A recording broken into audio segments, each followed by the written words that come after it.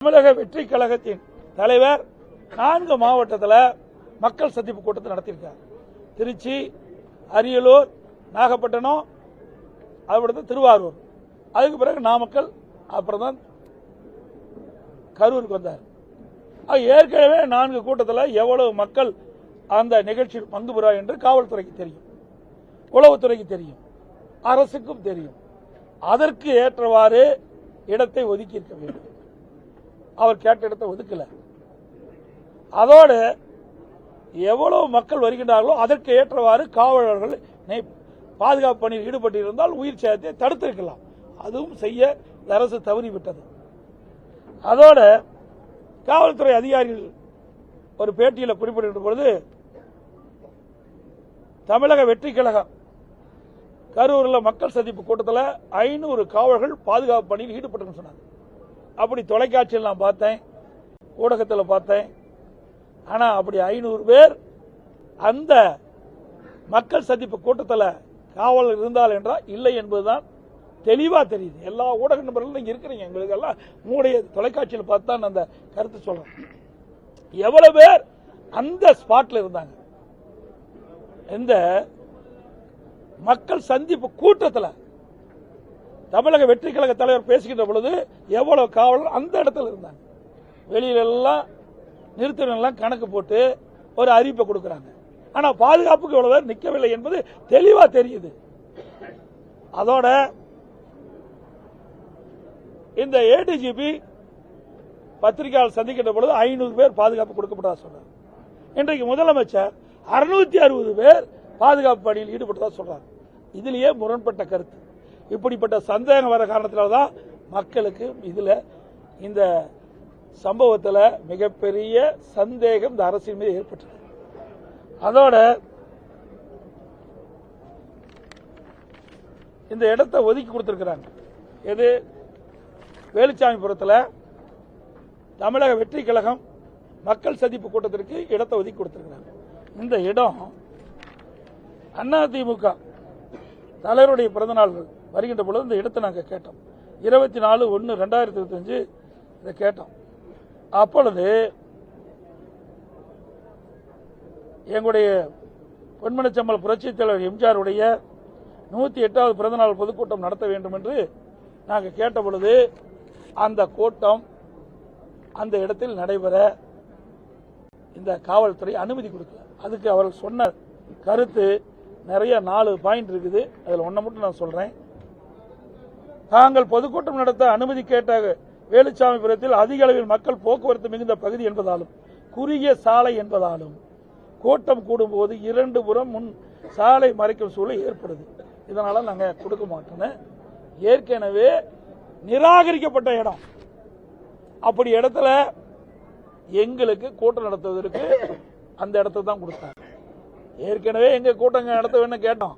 ஆனா அப்ப மறுத்து நாங்கள் நீதிமன்றம் போன எழுச்சி பயணத்தின் போது கரூரில் சட்டமன்ற தொகுதியில் எழுச்சி பயணத்தை மேற்கொள்கின்ற பொழுது கரூரில் அங்க கூட்டம் நடத்துவதற்காக எங்களுடைய மாவட்ட செயலாளர் பல இடத்துல கோடிட்டு காட்டி அனுமதி கேட்டாரு.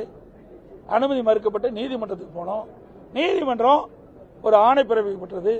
அங்க இருக்கிற மாவட்ட காவல்துறை கண்காணிப்பாளர்கள் நீங்களே நேரடியாக தலையிட்டு அவர்களுக்கு தகுந்த இடத்தை ஒதுக்க வேண்டும் என்று, அப்படி இருந்தும் அவர்கள் கொடுக்கப்படவில்லை. நான் தேதி குறிப்பிட்டு விட்டேன்.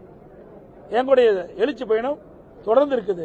அப்ப வேற வழி இல்லாம இந்த அவர்கள் நிராகரிக்கப்பட்ட இடத்தையே எங்களுக்கு கொடுத்தாங்க. சரி இருந்தாலும் பரவாயில்லை என்று நாங்கள் எடுத்து நடத்தினோம். அதே இடத்தை தான் இன்றைக்கு தமிழக வெற்றி கழகத்திற்கு மக்கள் சந்திப்பு கூட்டத்திற்கு அவருக்கு இதை கொடுத்திருக்கிறார். அவர்களே இப்படி நிராகரிக்கப்பட்ட இடத்தை எப்படி கொடுப்பது? ஏற்கனவே 4 மாவட்டத்தில் அவர் மக்கள் சந்திப்பு கூட்டம் நடத்திருக்கிறாங்க. எவ்வளவு மக்கள் கூடுவார் என்பது இந்த அரசுக்கும் தெரியும், காவல்துறை தெரியும். அப்படி இருந்தும் இதில் ஏதாவது ஒரு அசம்பாவம் ஏற்பட வேண்டும் என்ற திட்டமிட்டு உள்நோக்கத்தோடு தான் இந்த இடத்தை வேலுச்சாமிபுரத்தை கொடுத்திருக்காங்க என்றுதான் மக்கள் பேசுறாங்க. முழுமையா இதுதான் உண்மை என்று நாங்களும் கருதுறோம். அது மட்டும் இல்லை, ஏன்னா ஏற்கனவே முதலமைச்சர் அவர்கள் 30 விழா நடத்தினார். 1 லட்சம் பேர் கலந்துட்டாங்க. ஏன் அந்த இடத்தை கொடுத்திருக்கலாம்ல? அப்படி கொடுத்துட்டு அந்த அசம்பாவத்தை தடுத்திருக்கலாம்ல? ஆனா அதெல்லாம் கொடுக்கல. இப்படி ஏதாவது ஒரு சம்பவம் நடக்க வேண்டும் என்று இந்த அரசு திட்டமிட்டு தான் இந்த ஏற்கனவே அனைத்து இந்திய அண்ணா திராவிட முன்னேற்ற கழகம் கேட்ட இடத்தை கொடுக்காமல் அவர்கள் நிராகரிக்கப்பட்ட அந்த இடத்தை எங்களுக்கு ஒதுக்குனாங்க. அதே இடத்தை நிராகரிக்கப்பட்ட காவல்துறை நிராகரிக்கப்பட்ட அந்த இடத்தை தான் தமிழக வெற்றி கழகத்தை கொடுத்திருக்கிறாங்க. அப்படி கொடுத்து இப்படிப்பட்ட சம்பவம் இந்த அரசினால் தான் ஏற்பட்டது. காவல்துறை அலட்சியத்தால் காவல்துறை முழுமையாக பாதுகாப்பு கொடுக்காம இந்த சம்பவம் நடைபெறும் என்று திட்டமிட்டு தான் நடைபெற்றதால் மக்கள் சந்தேகிக்கிறார்கள். அதோட இந்த 41 பேர் இறந்திருக்கிறாங்க. மயக்கமுட்ட உடனே ஆம்புலன்ஸ் வந்து அவரெல்லாம் மருத்துவமனையில் சேர்க்கப்பட்டாங்க. அன்று காலை வரை 39 பேர் இறந்துட்டாங்க. அடுத்த நாள் காலையில் 2 பேர் இறந்திருக்கிறாங்க. மொத்தம் 41 பேர்.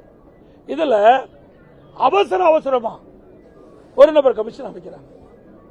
அவசரமா பதற்றத்தோட அங்க உடற்கூறு இறந்தவருடைய உடற்கூறு ஆய்வு செய்ய வேண்டும் ஒரு உத்தரவு பிறப்பிக்கப்பட்டு மாவட்ட ஆட்சியர் பிறப்பிக்கப்பட்டு இரவு 1:45 மணிக்கு அந்த பணி துவக்கிறாங்க. அந்த கரூர் அரசு பொது மருத்துவமனையில் 2 டேபிள் தான் இருக்குது. அதுக்கு மின் விளக்குகள்லாம் வேணும், அதுக்கு வேண்டியான வசதியெல்லாம் வேணும். அது 2 தான் இருக்குது. அப்படி 2 இருக்குதுன்னா இப்ப அமைச்சர் வந்து 3 இருக்குன்னு சொல்றாரு. சரி 3னே வச்சுக்கலாம் அவர் சொல்றபடி. அந்த 3 டேபிள்ல இன்றைக்கு கிட்டத்தட்ட 39 பேர் இறந்ததை எப்படி உடற்கூறு செய்யும்? பிரேத பரிசோதனை செய்ய வேண்டும் என்றால் அந்த பிரேத பரிசோதனை செய்யக்கூடிய மருத்துவர் தான் செய்ய முடியும், வேற மருத்துவர் செய்ய முடியாது என்று மருத்துவர் சொல்றாங்க. அப்படி அந்த மருத்துவமனையில் அவ்வளவு மருத்துவர் இல்லை. அப்படியே வெளியிலிருந்து 22 பேர் வரவழைச்சுங்கிறாங்க.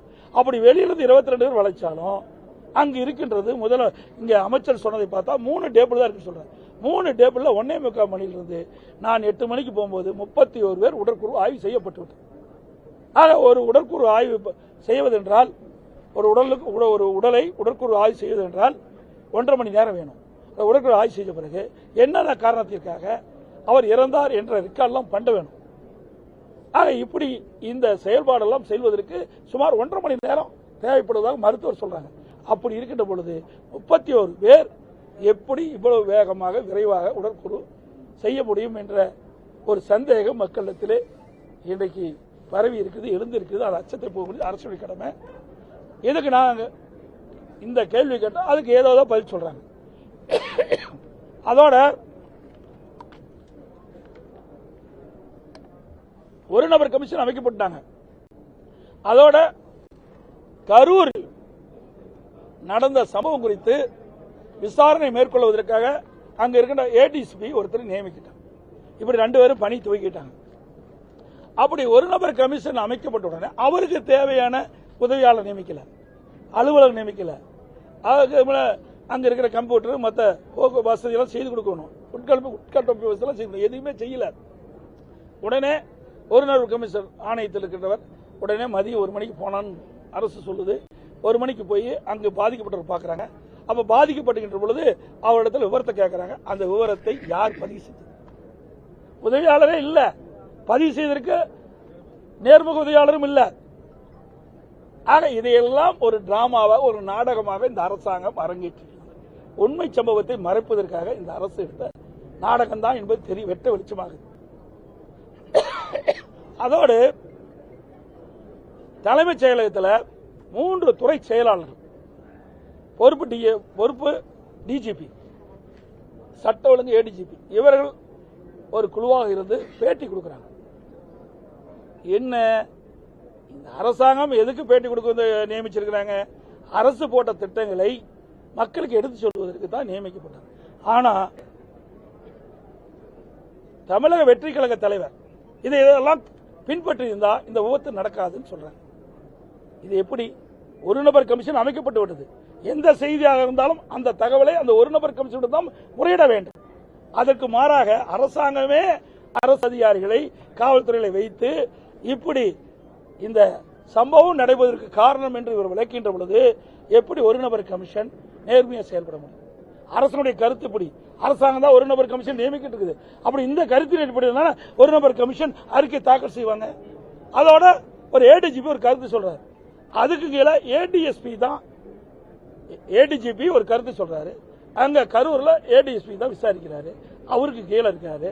அவர் எப்படி ஏடிஜிபிக்கு எதிராக அவர் எப்படி அங்க போய் அந்த விசாரணை நேர்மையா செய்ய முடியும்? இதெல்லாம் பெரிய சந்தேகம் ஏற்படுது. எவ்வளவு பதற்றீங்க.